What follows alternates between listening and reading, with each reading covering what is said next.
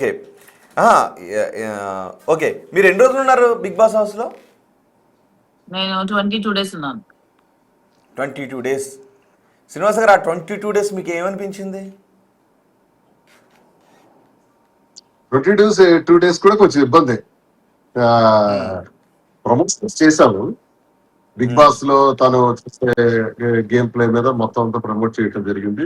కానీ మరి మాకు ఇబ్బంది కదా, కలిసి తిరిగే వాళ్ళం, కలిసే ఉండేవాళ్ళం, వ్యాపార విషయాలు కానీ అన్ని కూడా కలిసి ఆలోచించే వాళ్ళం, రాజకీయంగా కానీ ప్రతిదీ కూడా ఇద్దరం కలిసి ప్రతి నిమిషం కూడా కలిసే చేస్తాం.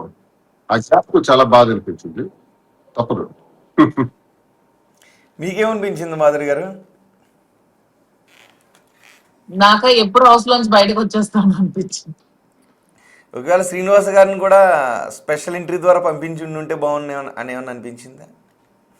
హౌస్లో శ్రీనివాస్ గారు రారు. ముందు బిగ్ బాస్ కి వెళ్ళకూడదు అని అనుకున్నాం, మళ్ళీ వాళ్ళు పిలిపించారు. పిలిస్తే సరే అని రెండోసారి వచ్చింది వైల్డ్ ఎయిట్ లో.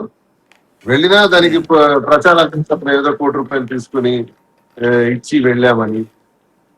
మాకు అవసరం ఏముంది? బిగ్ బాస్ వాళ్ళు ఇచ్చిన ఏంటంటే పేదవాళ్ళకి అందరికి పంచిపెట్టేస్తున్నాం. మొన్న క్యాన్సర్ పేషెంట్ కి ₹1,15,000 ఇచ్చాం.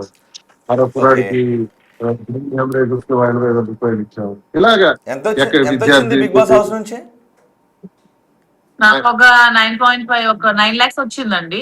ఆ 9 lakhs కూడా పనిచేస్తాం.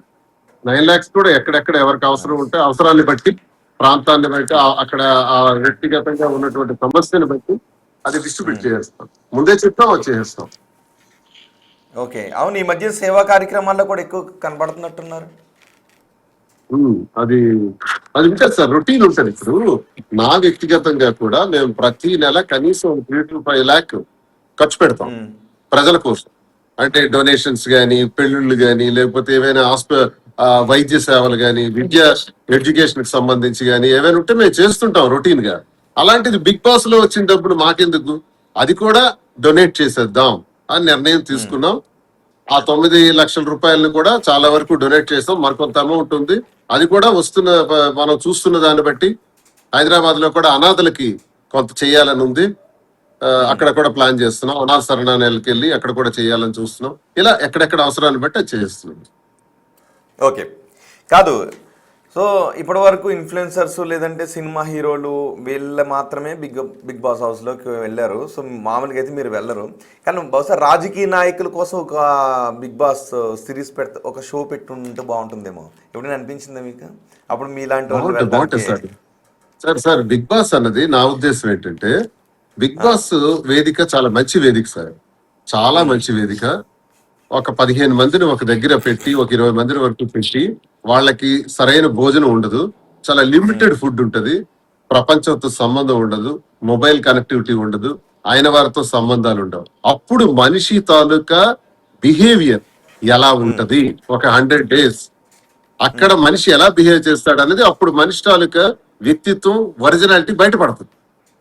సో ఇదంత మంచి షో అంటే, ఈ షోలోనే మరికొన్ని విద్యాపరమైనవి, ఫర్ ఎగ్జాంపుల్ ఒక విద్యార్థులకు ఉపయోగపడే విధంగా బిగ్ బాస్ లోనే ఒక రిటైర్డ్ ఒక ఐఏఎస్ ఆఫీసర్ పెడితే బాగుంటుంది.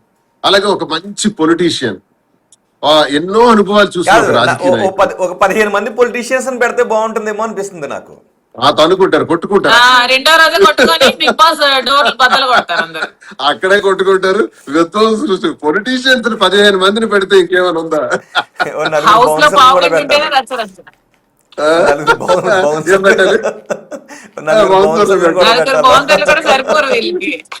మందికి ఒక్కొక్కడికి 4 చొప్పున పెట్టాలి.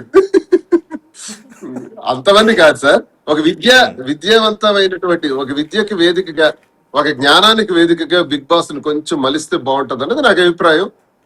అలాగే ఒక చాగంటి కోటేశ్వరరావు గారు లాంటి వ్యక్తి అలాంటి విషయాలు పురాణాల గురించి తెలియజేసేవాళ్ళు, సైన్స్ గురించి తెలియజేసేవాళ్ళు, రాజకీయాల గురించి తెలియజేసేవాళ్ళు, అడ్మినిస్ట్రేషన్ గురించి తెలియజేసేవాళ్ళు, ఇలాగ ఒక 5-6 కూడా అందులో యాడ్ చేసి ఒక డిబేట్స్ లా పెడితే బాగుంటది. బిగ్ బాస్ మంచి వేదిక, ఇది బాగుంది.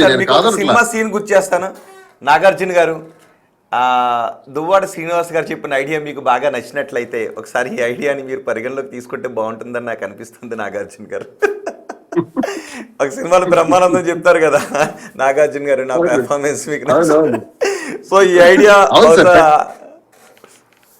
పెట్టాలి సార్. పెడితే అది అన్ని రకాల యూత్ ఇప్పుడు ఈ బంధాలు బాంధవ్యాలు ఉన్నాయి కదా, ఉండని కాదంటున్నా నేను, ఎవరిష్టం వాళ్ళదే ఉంటారు. వాళ్ళతో పాటు ఇవి కూడా, ఈ ఫీడ్స్ కూడా ఉంటే చూసే వాళ్ళ సంఖ్య ఇంకా పెరుగుతుందని నా అభిప్రాయం. కానీ పొలిటీషియన్స్ పంపిస్తే మాత్రం ఎక్కడికో నెక్స్ట్ లెవెల్లో ఉంటుంది బహుశా. వింటారు సార్, మంచి చెబితే ఎవరైనా వింటారా? ఒక ఐఏఎస్ ఆఫీసర్ వచ్చి అడ్మినిస్ట్రేషన్ గురించి చెప్తే ఎవడు వినడు. చాగంటి కోటేశ్వరరావు గారి లాగా వచ్చి ఆయన పురాణాల గురించి చెప్తే ఎవరు వినరు. అదే ఒక మంచి లవ్ ట్రాక్ నడిచింది అనుకోండి, వ్యూవర్షిప్ పెరుగుతుంది, మంచికి విలువ ఉంటుంది. కరెక్ట్. అండ్ బిగ్ బాస్ లో వాళ్ళ నిజ వ్యక్తిత్వం ఎలాంటిది అన్నది తెలుస్తుందని అన్నారు కదా. మాధురి గారు బిగ్ బాస్ హౌస్ లోకి వెళ్ళిన తర్వాత అప్పటి వరకు మీకు తెలియని విషయం ఏమైనా తెలిసిందా మాధురి గారి గురించి? ఆమె అన్ని రోజులు లేదు, ఇంట్లో ఎలా ఉంటుందో అలాగే ఉంది అక్కడ. నేను అదే చెప్పాను, కొంచెం వాయిస్ తగ్గించు, కొంచెం మాట్లాడే తీరు కొంచెం మార్చు. నేను ఏది చెప్పానో నాగార్జున గారు అదే చెప్పాను.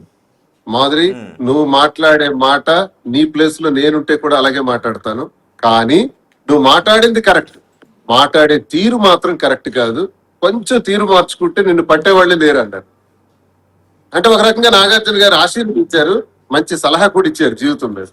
ఆయన ద్వారా ఆ సలహా మాధురికి జీవితకాలం ఉపయోగపడుతుందని నేను అనుకుంటున్నాను, నాగార్జున గారు ఇచ్చిన సలహా.